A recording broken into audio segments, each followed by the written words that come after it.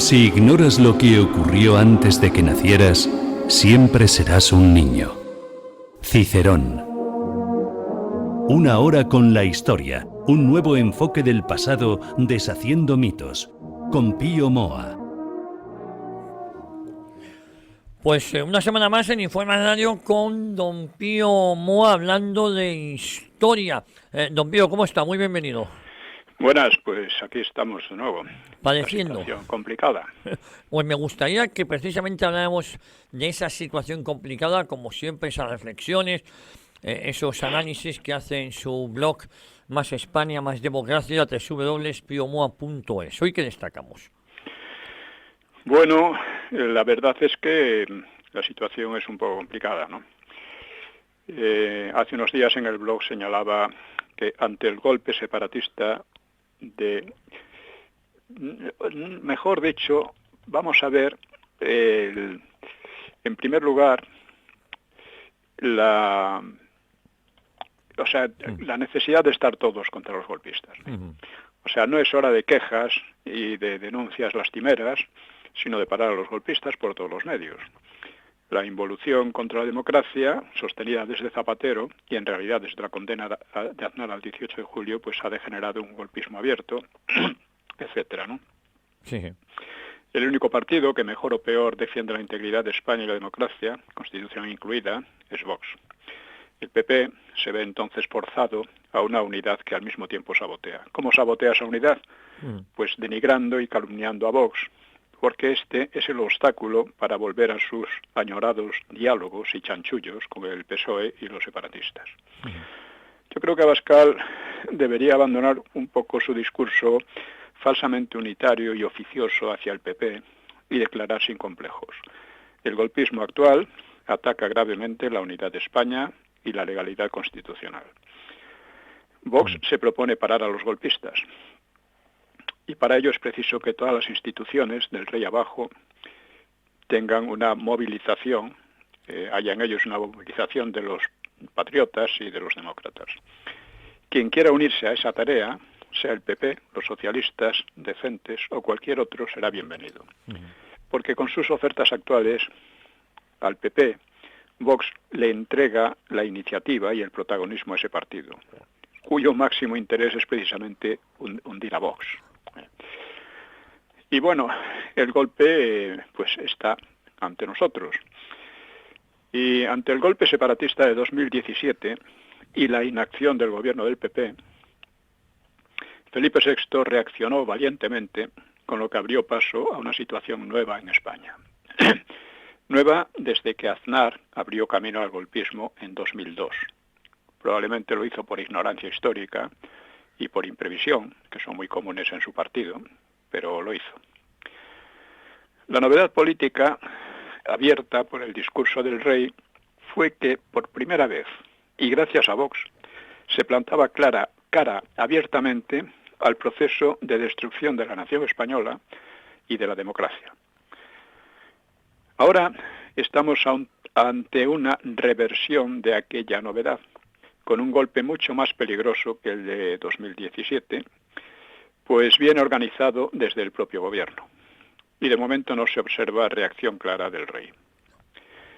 Pero el golpe es real y es extremo. Y hay que resistirlo y anularlo por todos los medios.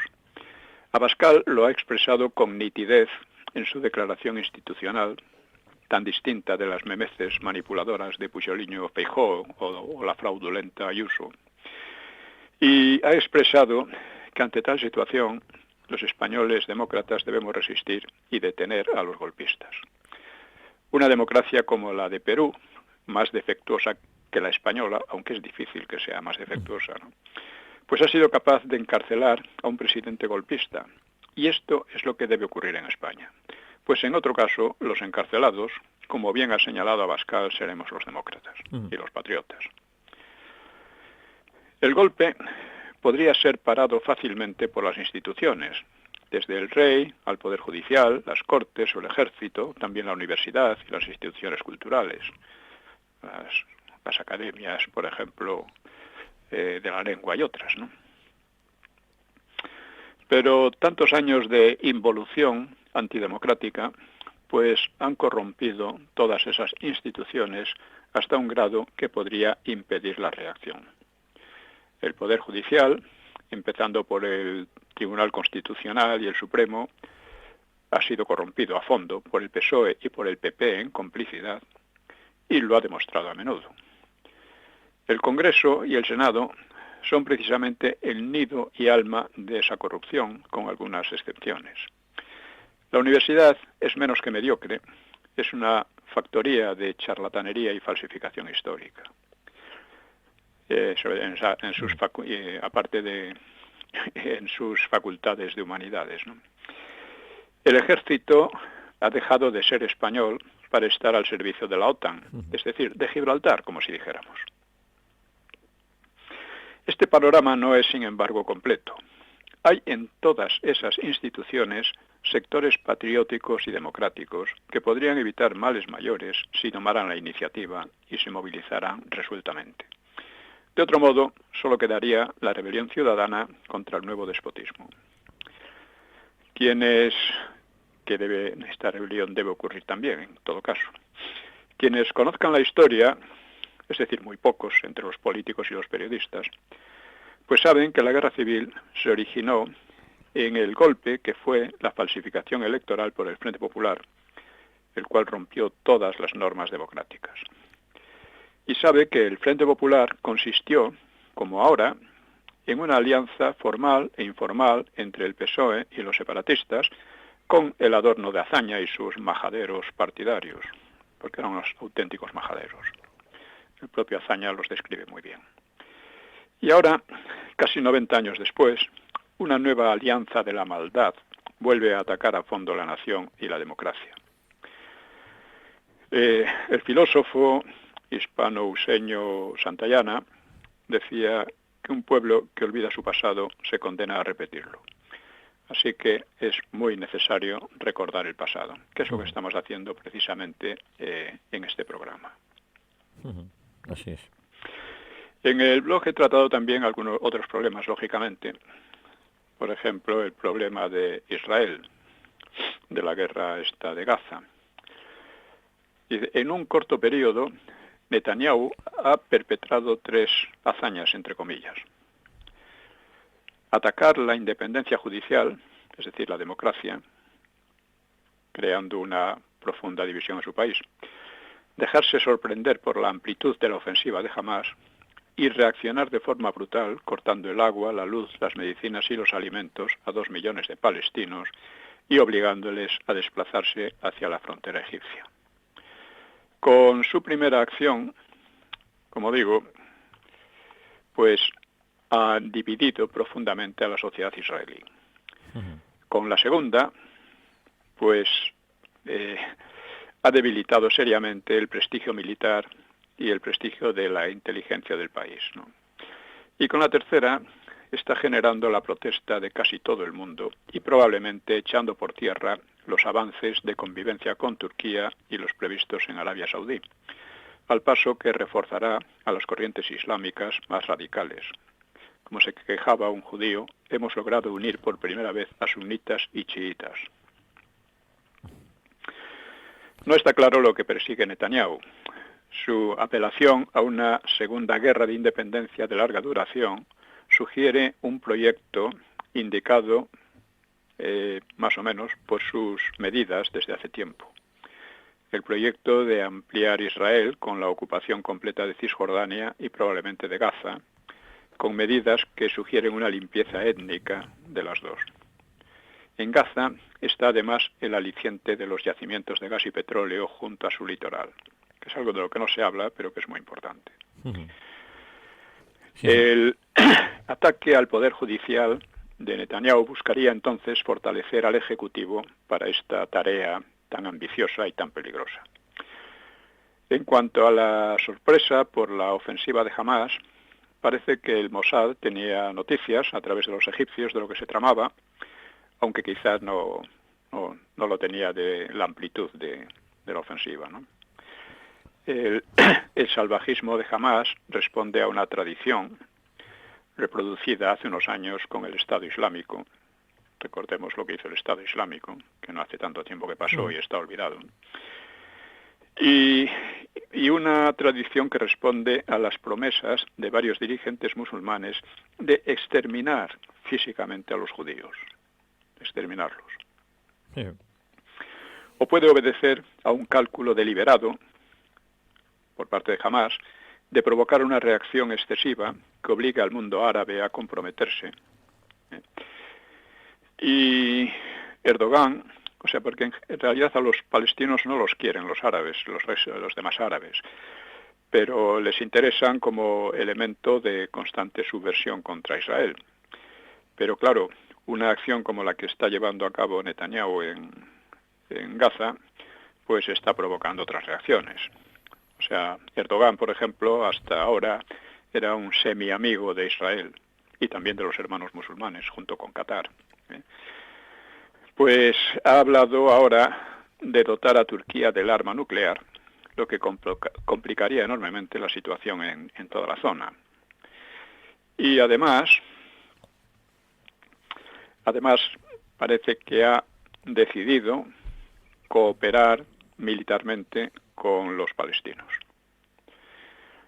Y, en fin, los sucesos de Hamás, del ataque de Hamás, puede responder a las dos cosas. A tradición, por una parte, la tradición de guerra musulmana es de este tipo, ¿no?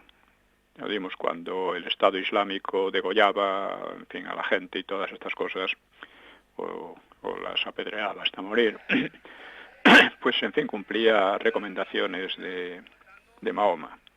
Sí. Y puede también haber reaccionado a las dos, o sea, a esa tradición y al cálculo de provocar una reacción excesiva. A su vez, también hay quien supone la posibilidad de que el gobierno israelí estuviera más al tanto de lo que pretende sobre la ofensiva de Hamás, pero que pudo permitirla precisamente para justificar una acción decisiva contra Gaza y Cisjordania, que está siendo olvidada. O sea, Cisjordania realmente no es teóricamente parte de Israel, pero Israel la tiene sometida a control militar, en fin.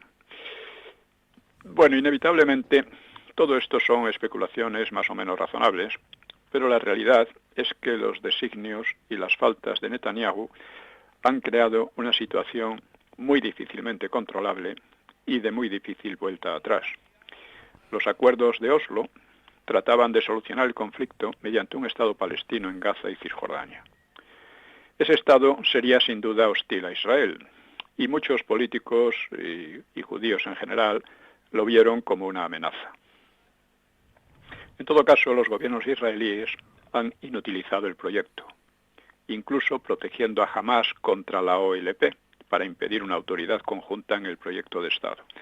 Porque otro aspecto curioso de esto es ese maquiavelismo del gobierno israelí de poner a unos contra otros, pero la OLP era la organización, digamos, más moderada, mientras que Hamás era lo contrario, pero de lo que se trataba era de que Gaza y Cisjordania no tuvieran una misma autoridad.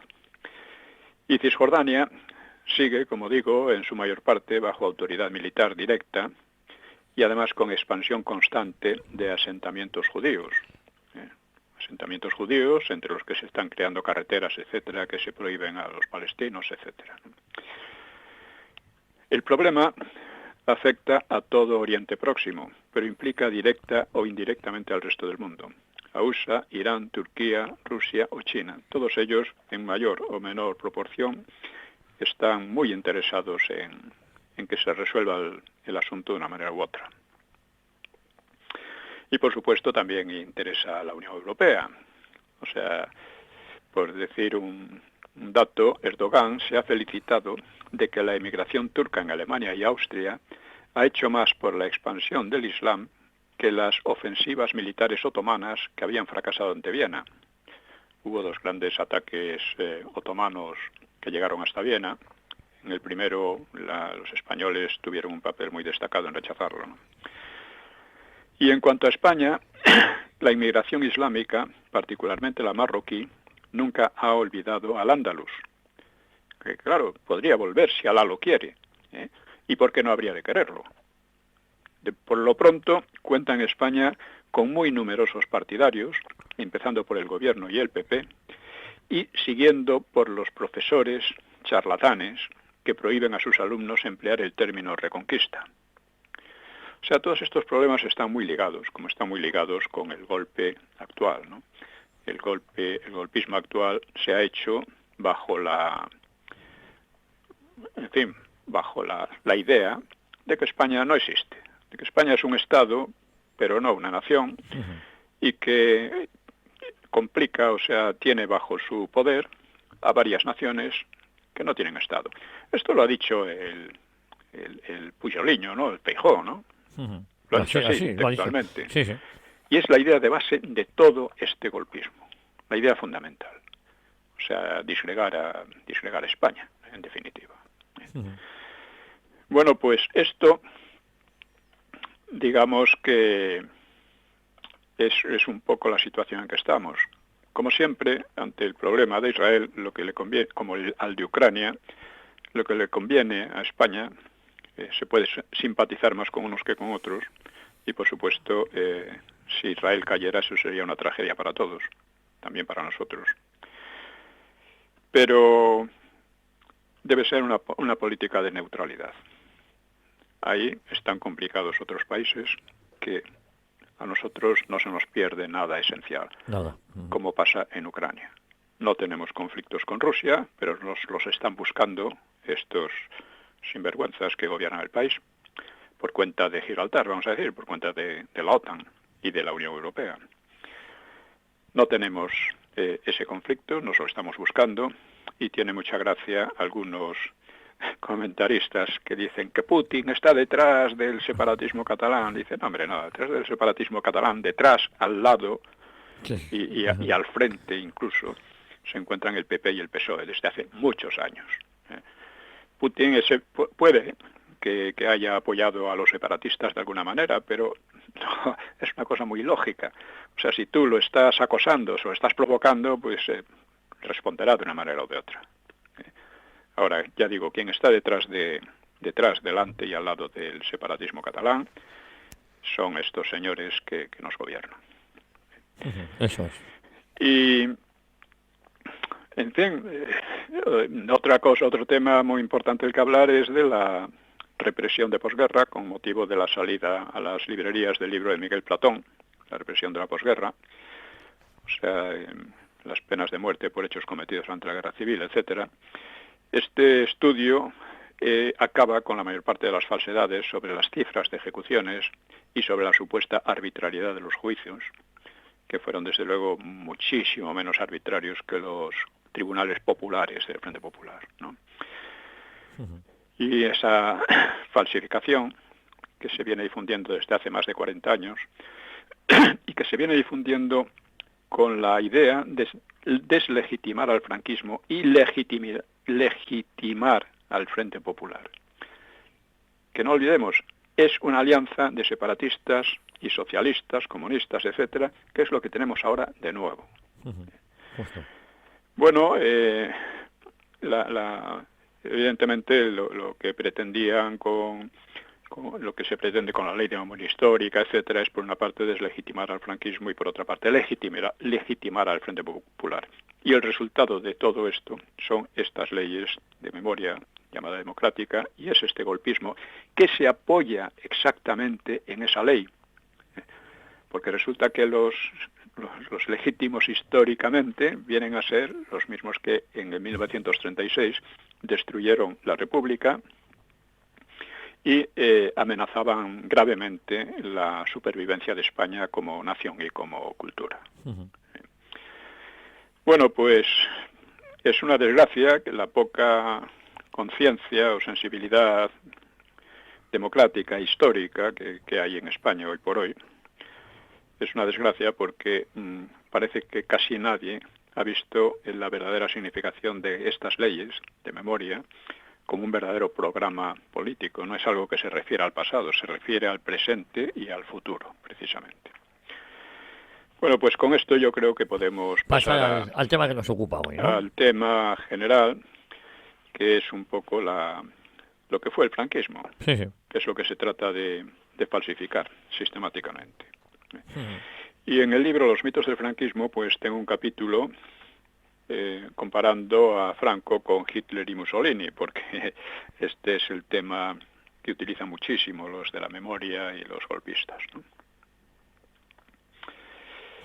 Bueno, pues, en fin, vamos a ver que no es lo mismo. Según advertían Hitler y Mussolini a Franco, el destino del franquismo quedaría ineluctablemente ligado al de ellos, porque los aliados, le decía Hitler, nunca le perdonarán su victoria, lo cual fue cierto. Todavía no se la perdonan. Es así. A lo largo de todo el franquismo le mostraron una hostilidad, bueno, primero el aislamiento y todo tipo de ataques y de perturbaciones, ¿no? Que llevarían de tener éxito pues a sembrar una verdadera hambruna en España. Por fortuna el franquismo fue lo bastante hábil para eludirlo. Bueno, pues la literatura antifranquista, además por su parte, pues suele juntar los tres nombres como los más significativos del fascismo europeo. Los nombres de Hitler, Mussolini y Franco.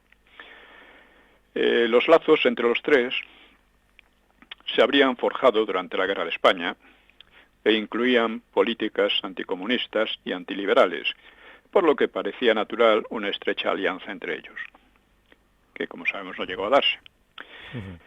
No sabemos qué pensaba Franco al respecto, pero desde luego no podía albergar por entonces muchas esperanzas de sobrevivir a un triunfo de Inglaterra y USA, máxime cuando a finales de 1941 estas dos potencias entraron en alianza con Stalin. Si el eje Berlín-Roma perdía, él también parece que estaría perdido, aunque Franco nunca se consideró en tal caso. Y no obstante, bajo la común superficie, que se ha solido llamar fascista, pues Franco difería mucho de Hitler y Mussolini, empezando por el carácter y la biografía personales. El alemán y el italiano eran real y precisamente revolucionarios, eran líderes de masas surgidos de las capas populares, eran rebeldes no solo contra el comunismo, sino también contra los gobiernos, las burguesías y las convenciones sociales de su tiempo. Esto era justamente algo que no correspondía a Franco, ¿no?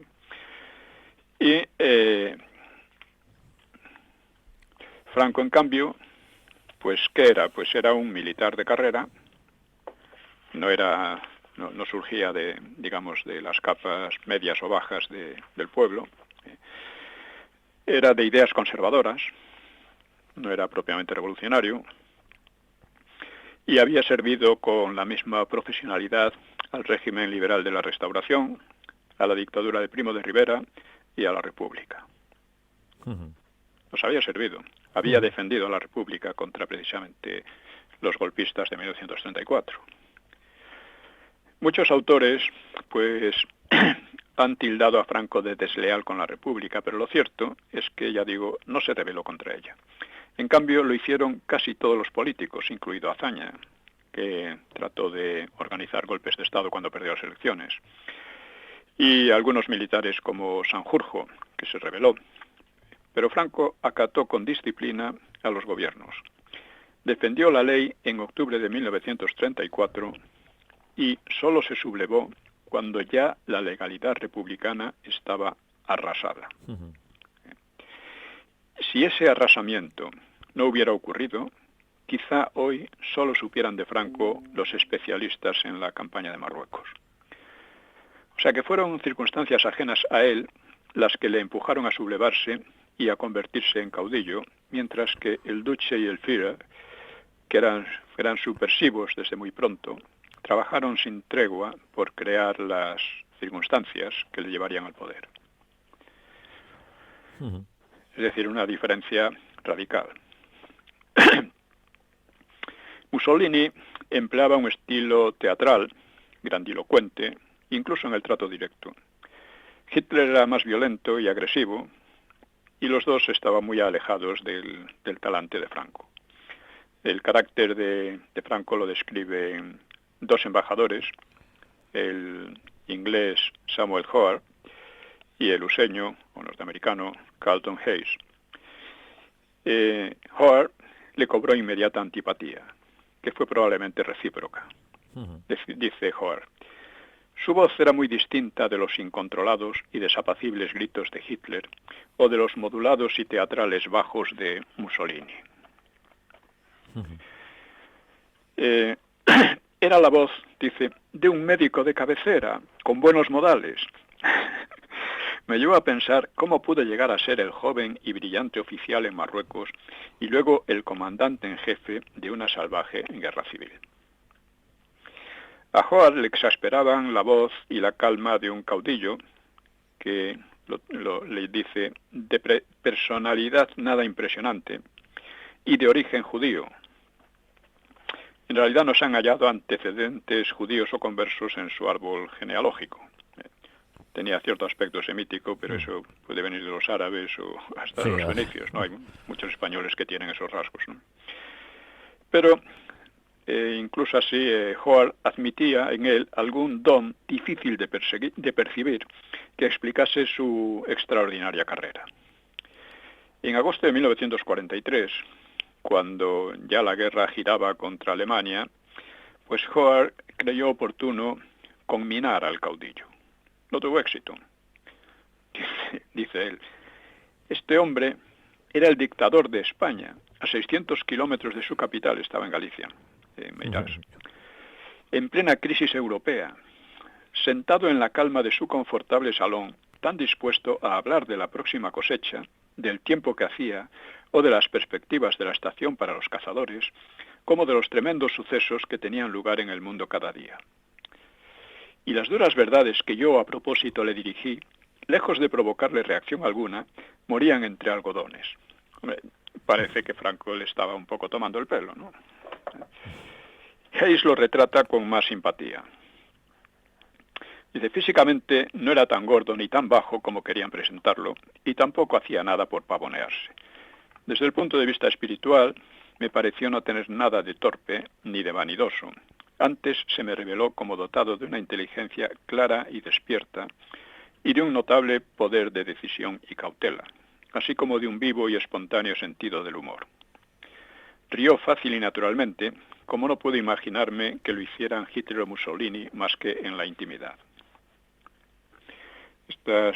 En el libro traigo al final una serie de opiniones sobre Franco de gente diversa, en pro y en contra. Y eso es muy significativo porque la mayoría de las opiniones favorables provienen de gente que lo trataron y de las desfavorables provienen de gente que nunca lo trataron, que seguía más o menos por la propaganda, ¿no?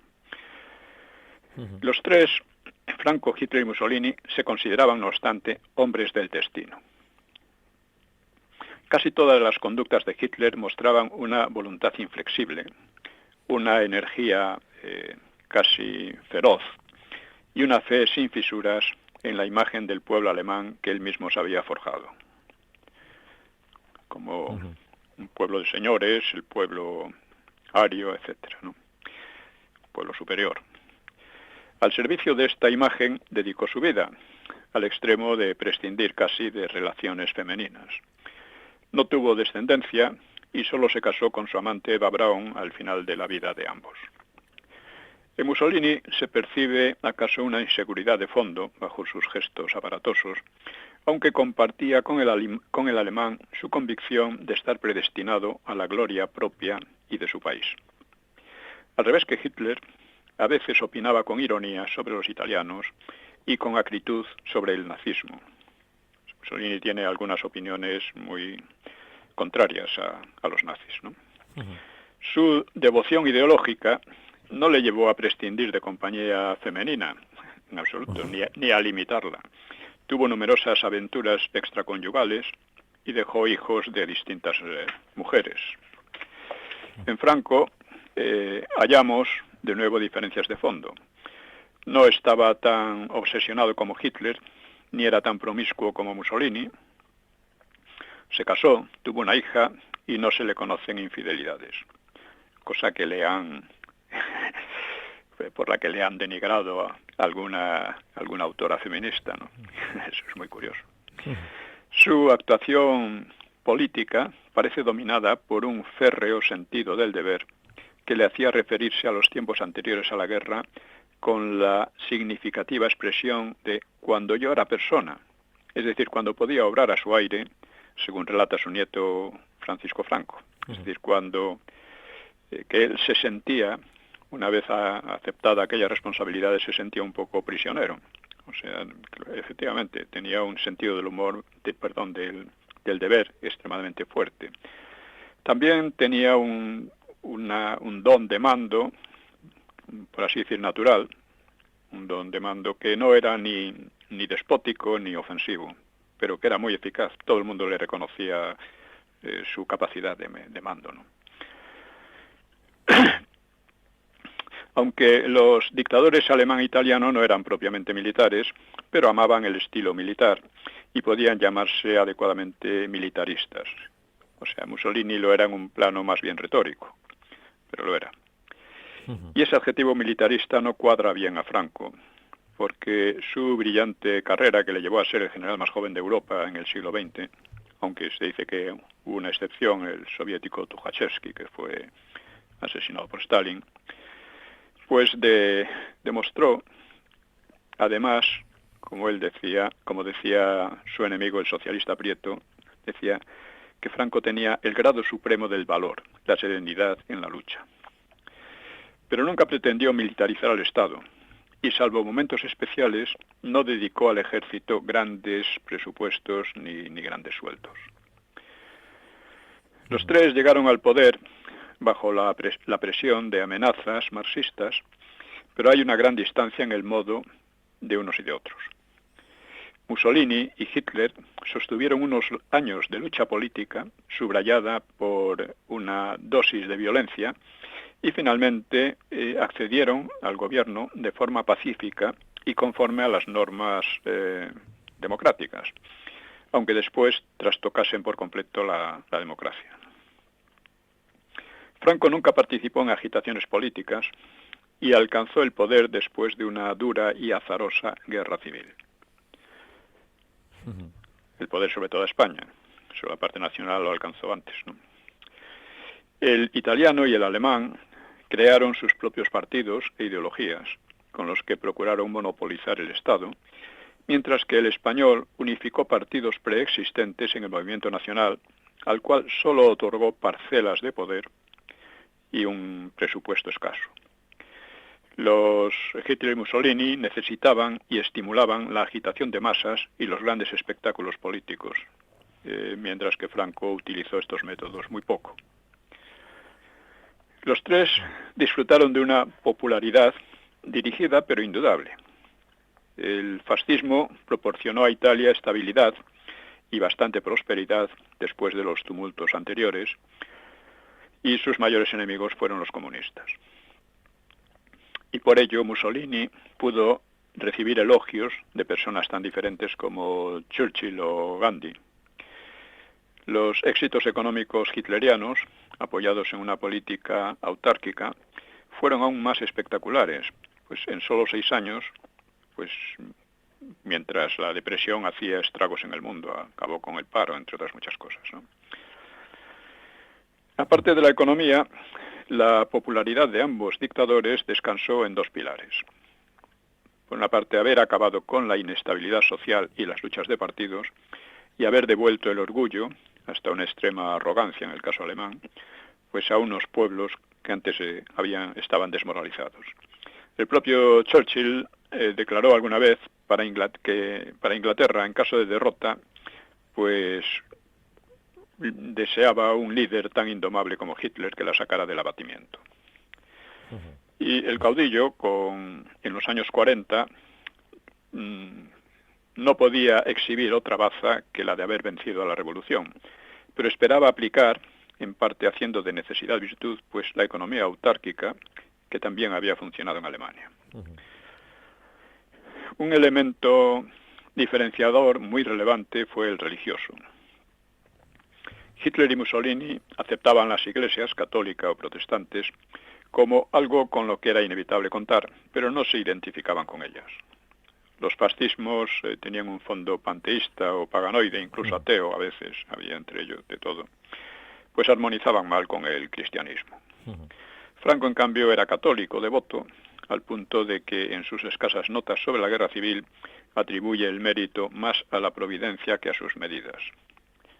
Aunque se sentía ligado políticamente a los fascismos que le habían ayudado, le alejaban de ellos esas facetas, implicaciones o anticristianas o, en todo caso, paganoides, ¿no? Sí. Los dirigentes italiano y alemán pues se tenían por pensadores originales, se consideraban ellos mismos, y en parte era cierto, ¿no? Sus doctrinas han sido tildadas de incoherentes, incluso de absurdas, pero todos los pensamientos políticos son incoherentes en mayor o menor grado, porque todos llegan a unos puntos en los que no funcionan, se contradicen, ¿no? Los dos se regían por principios generales que permitían cierta flexibilidad y cierta contradicción, pues concedían máximo valor a la personalidad del líder y a las élites, que, teorizadas por el economista italiano Pareto, en el caso italiano, pues señalaban la desigualdad en las sociedades es natural, por lo que debe establecerse una jerarquía que impida a las masas menos cultas y preparadas imponer sus criterios. Franco nunca se tuvo por intelectual y, como queda dicho, su orientación podía definirse como patriótica católica, aspirando a devolver a España las virtudes que habían engendrado su siglo de oro. El hitlerismo se fundaba en el racismo, interpretando la teoría de Darwin y la filosofía de Nietzsche. El racismo influía mucho en Occidente, o sea, no era solo en Alemania. Como era la explicación presuntamente científica de la superioridad cultural, económica y militar que había adquirido la raza blanca en los últimos siglos, los blancos europeos. La evolución humana pues derivaría de la lucha racial, que sería un imperativo biológico al cual debían servir los valores intelectuales y morales para asegurar el triunfo de los pueblos superiores, arios o germánicos, en el caso de Hitler, claro.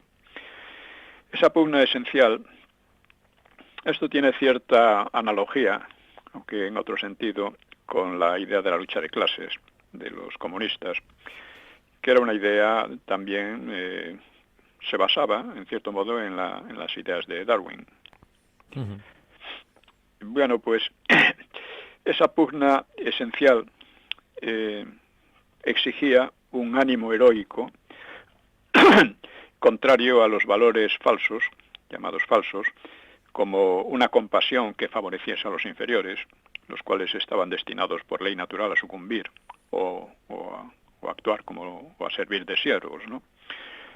Así que el heroísmo nazi recordaba más al implacable de Aquiles que al más humanitario de Héctor, sí, por poner una referencia clásica, ¿no?, de la Ilíada. Hitler soñaba con conquistar para Alemania un enorme espacio vital, Lebensraum, a costa de Rusia y de otros países poblados por infrahombres. Los judíos constituían el enemigo más artero y peligroso, porque serían corruptores de las virtudes arias y minadores de su fuerza, ¿no? Los nazis hostigaron a los judíos para obligarles a emigrar, incluso a emigrar a Palestina, a veces de acuerdo con los sionistas. Hubo ciertos acuerdos entre nazis y sionistas para fomentar la emigración a Palestina, ¿no? También se pensó en otros lugares, como Madagascar. Pues a partir de 1942-43, Hitler decidió el exterminio de los judíos, achacando a sus intrigas la actitud beligerante de Inglaterra y la posterior de USA. O sea, él había ofrecido la paz a Inglaterra, no había sido rechazada, entonces la guerra continuaba y Hitler consideraba que eso había sido por influjo de los judíos. La verdad es que tanto USA como Inglaterra se desentendieron bastante de la suerte de los judíos durante la Segunda Guerra Mundial. Y desde luego, ni Mussolini ni Franco, que dirigían a países culturalmente latinos y racialmente poco arios, pues ninguno de ellos compartía tales ideas, ¿no?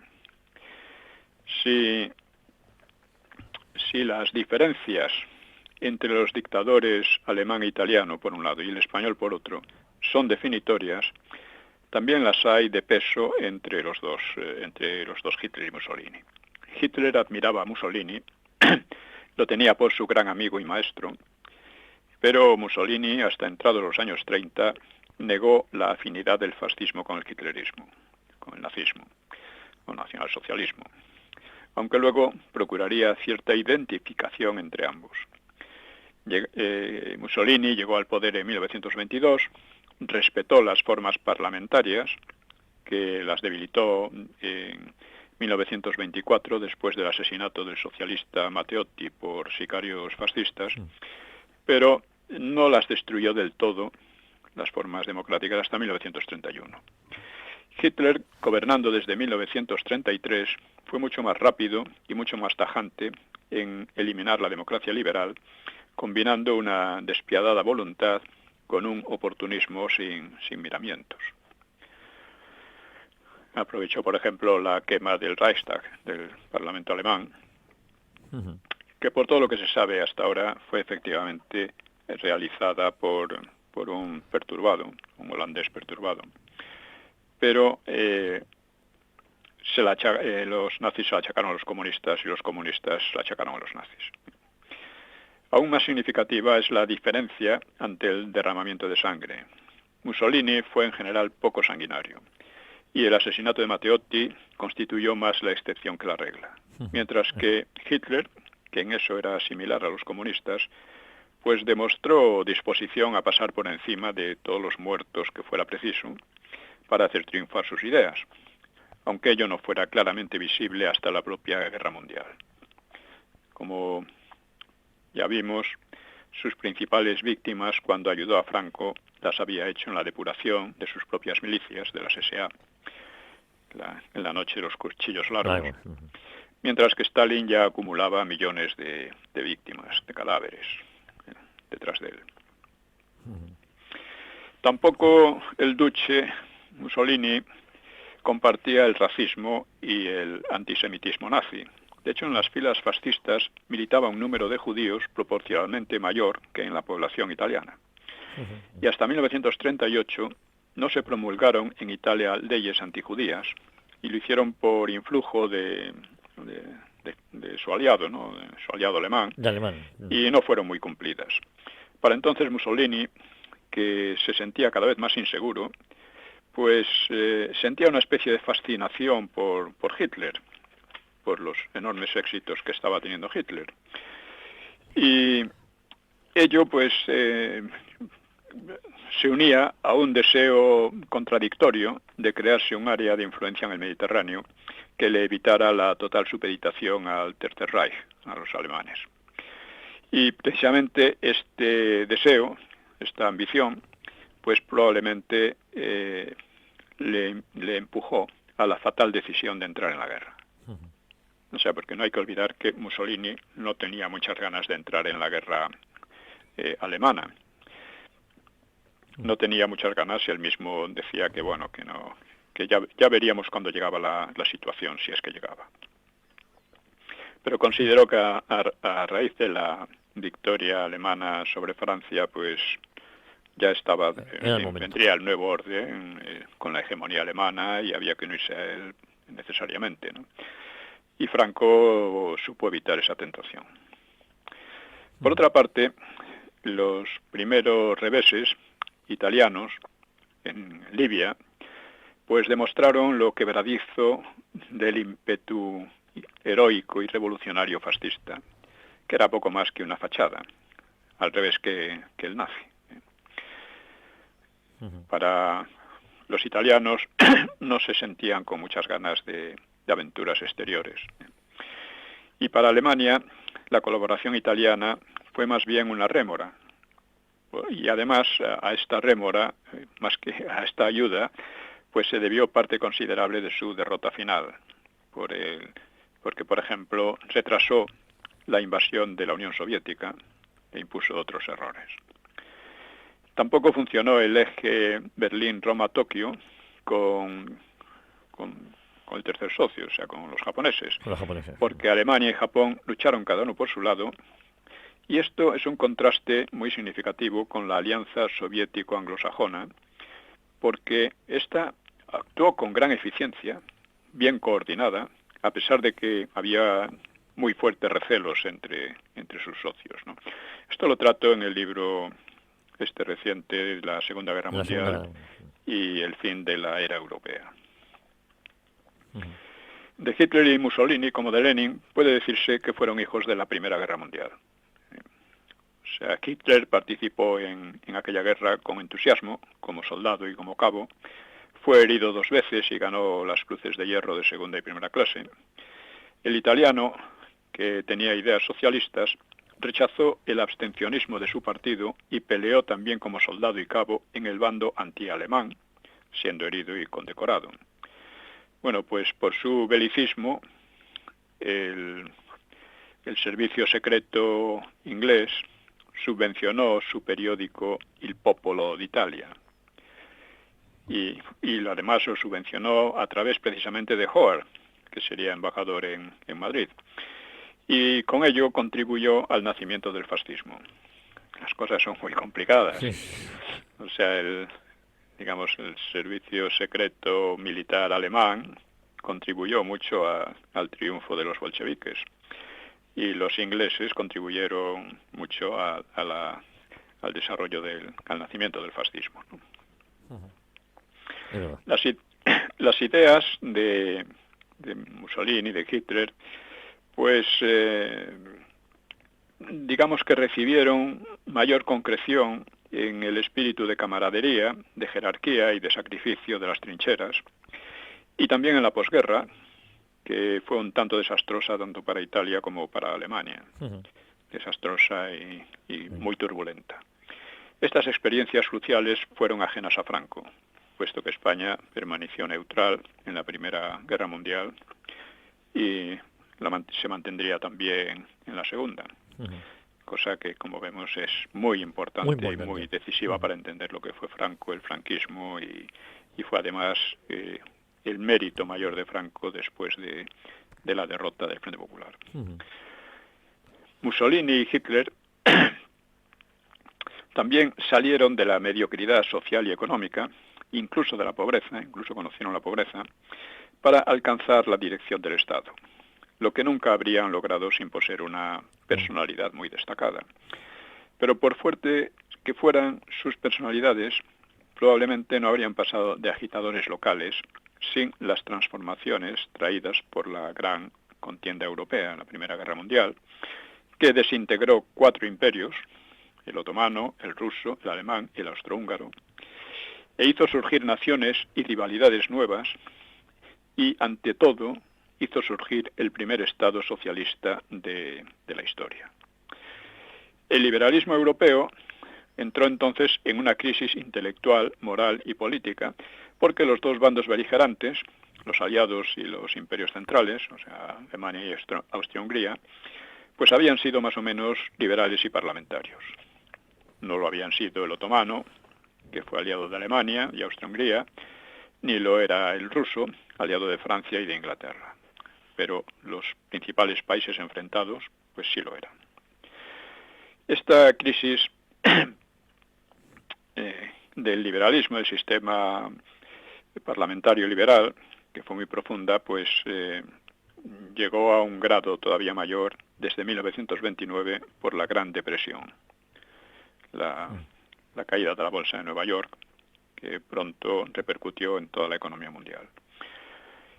Por otra parte, en aquella época, corrientes ideológicas como el psicoanálisis, que tiene un fondo nihilista como los fascismos, y otra ideología como fue un marxismo expansivo, pues alteraron el ambiente moral, político y artístico europeo. Todo esto creó un caldo para que pudieran ciertas personalidades destacadas pudieran descollar de una manera que en otro caso no era difícil imaginar. La cuestión comunista se presentó como el mayor reto de la civilización. Lenin había condenado por traidoras a las socialdemocracias que habían apoyado a sus respectivos gobiernos en la guerra y había llamado estamos hablando de la Primera Guerra Mundial. La Primera Guerra Mundial, sí. Sí. Y había llamado a convertir la guerra imperialista, como la llamaban, en guerras civiles, para derrocar a los regímenes capitalistas. Y esto, que fracasó en general, porque los partidos socialdemócratas votaron los presupuestos de guerra de cada uno de su país, pero esto lo había logrado en Rusia con ayuda fundamental del Estado Mayor alemán, que lo hizo, claro está, por una razón: quería descomponer al ejército ruso. O sea, los bolcheviques hacían una propaganda para, en fin, para lo que llamaban la paz, es decir, de no seguir luchando contra los alemanes. Y como había conseguido derrocar al sistema, no al zarismo, que ya estaba derrocado en la Revolución de marzo, sí, o sea, de febrero, en realidad de marzo, sino al régimen liberal, que lo derrocó en la Revolución de octubre, en realidad en noviembre según nuestro calendario, pues esto creó en millones de personas de todo el mundo, incluidos intelectuales, liberales y algunos grandes capitalistas, la idea de que la revolución de Lenin era un grandioso e ilusionante experimento social.